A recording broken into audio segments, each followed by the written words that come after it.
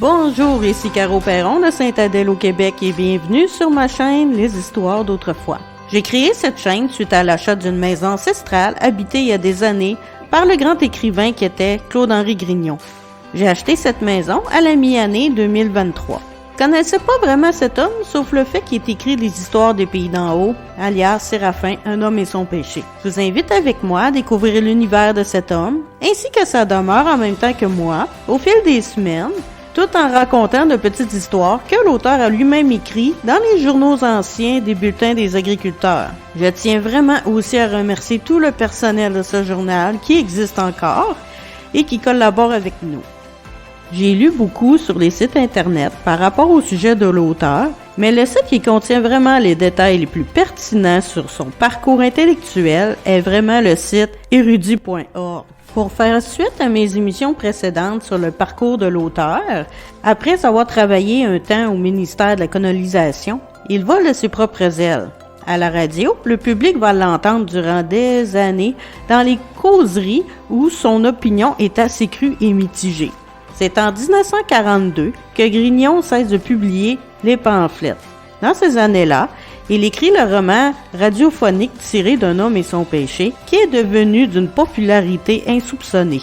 Depuis déjà quelques années, Grignon utilise ses talents de romancier et de scénariste pour divertir les gens, ce qui lui permet, d'une certaine façon, de mieux gagner sa vie. En pleine crise économique et dans une période où le nationalisme conservateur se trouve à l'avant-plan, le livre connaît un vif succès. Il va être adapté au théâtre, à la radio et plus tard à l'écran. Au fil du temps, l'importance du livre ne se dément pas. Cette œuvre est sans cesse revisitée et réadaptée. Pour mon histoire d'aujourd'hui, j'ai cherché une histoire positive de Claude-Henri Grignon qui avait écrit. Mais là, j'ai décidé de prendre une mini-histoire qui englobe un peu le sentiment de fierté qui englobait les hommes du temps de la colonisation. Cette histoire s'appelle Le Berceau, provenant du bulletin des agriculteurs d'octobre 67, toujours écrit par Claude-Henri Grignon, toujours dans la section du Père Bougonneux et des Contes de la Montagne. Vous êtes prêts? Et c'est parti! Ah, mes chers amis, laissez-moi rêver. Rêver tout haut.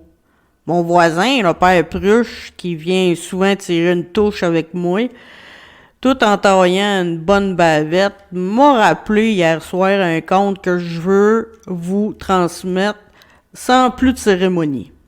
C'est un conte vrai. Vrai comme le jour qui nous éclaire à part que moi-même, j'en connu les personnes de mon vivant. Oh oui, de mon vivant. Voici ce que je veux dire. À l'époque de la colonisation, au pays des Saintes Misères, où les rivières pleuraient tous les souvenirs, il y avait un défricheur qu'on appelait Bon Cœur, pour la raison bien simple, qu'il avait bon cœur. Il avait un cœur d'or. Ça arrive, ces choses-là.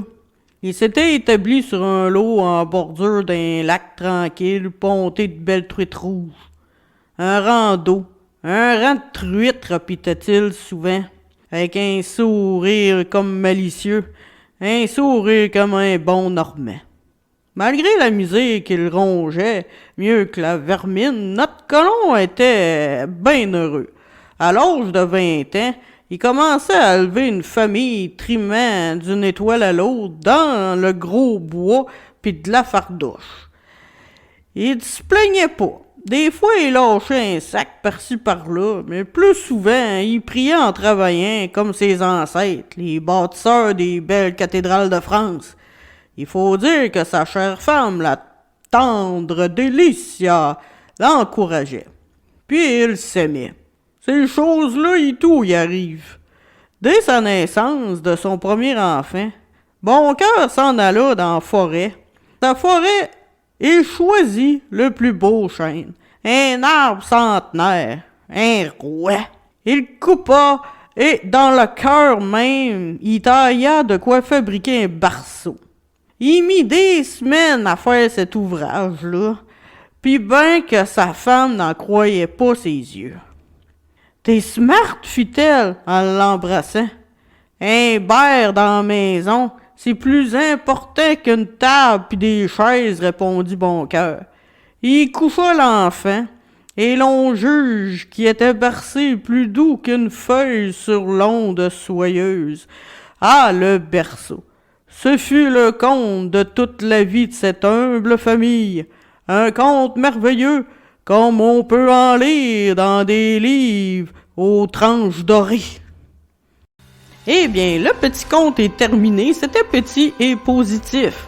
C'est sûr qu'il faut se rappeler que dans ce temps-là, avoir des enfants, c'était la plupart du temps une grosse fierté parce que c'était à relève. La religion prônait cela aussi, voire même y obligeait les familles à en faire. Beaucoup de femmes y ont laissé leur peau puis leur santé en accouchant. Beaucoup d'enfants mouraient aussi très jeunes. C'était pas toujours beau dans ce temps-là, moi vous dire. Mes propres grands-parents ont eu des familles de plus de 10 enfants. D'après leurs récits que j'écoutais attentivement quand j'étais jeune, la vie c'était pas de tout repos. Le travail quotidien ne te permettait pas ben de te reposer. Le travail c'était constant et pénible. Aucune vacances possible. Il y avait beaucoup d'animaux sur les fermes. Mais une petite histoire positive de même, une fois de temps en temps, ça fait du bien. Ceci étant dit, nous sommes rendus au segment de la vieille publicité du jour, 1967. Vous êtes prêts? Dans la préparation H, une nouvelle substance contre les hémorroïdes, une substance cicatrisante exclusive, provoque la rétraction des hémorroïdes et de cicatrisation des tissus. Un grand institut de recherche vient de mettre au point une substance cicatrisante sans pareil pour la rétraction des hémorroïdes, le soulagement de la démangeaison et de la cicatrisation des tissus. Cette substance ne fait pas qu'apaiser les douleurs locales. Dans notre cas, on a pu observer une rétraction notoire des hémorroïdes. Mieux, l'effet cicatrisant du médicament s'est prolongé durant plusieurs mois. Cette substance aux effets si bienfaisants se nomme le Biodyne. Elle aide rapidement à la cicatrisation des cellules et stimule la croissance des tissus nouveaux. La nouvelle Biodyne est offerte soit en onguent, soit en suppositoire, sur le nom de préparation H. Elle est en vente dans toute bonne pharmacie et s'accompagne d'une offre de remboursement. Eh bien, ça, j'ai appris ça, par exemple, que préparation H, ça existait même en 1967. Pour mon dernier segment de mon épisode, nous sommes rendus à parler de mes antiquités. J'ai trouvé un jour chez un antiquaire, dans le coin de la Gaspésie, une poussette pour enfants. J'avais jamais vu une telle fabrication. J'ai acheté cette poussette et l'ancienne propriétaire de ma maison actuelle que j'affectionnais profondément, elle s'appelait Sonia Del Rio, m'a donné un cadeau. C'est une poupée ancienne, parfaite pour la poussette. Par la suite, j'ai demandé à Mario de se renseigner sur cette poussette afin de savoir en quelle année elle avait été construite. Il m'a donc écrit ceci. Chariot de poupée antique. Ce type de jouet pouvant être fait en osier, rotin ou métal, également appelé landau. C'est un style victorien pouvant être construit entre les années 20 ou 40. Il a poursuivi avec un peu de renseignements sur l'histoire des landaux. La poussette est un moyen de transport pour enfants de 0-4 ans. Elle est constituée de 4 roues qui supportent un châssis généralement en acier ou en aluminium ou pour les poussettes en osier et métal. La première forme de poussette a été inventée en 1731 par William Kent. C'était un architecte de jardin anglais reconnu pour son travail. En 1733, le duc de Devonshire lui demanda de concevoir un moyen de transport pour ses enfants. Il conçut alors un chariot constitué d'un panier sur roue, dans lequel les enfants pouvaient se tenir assis.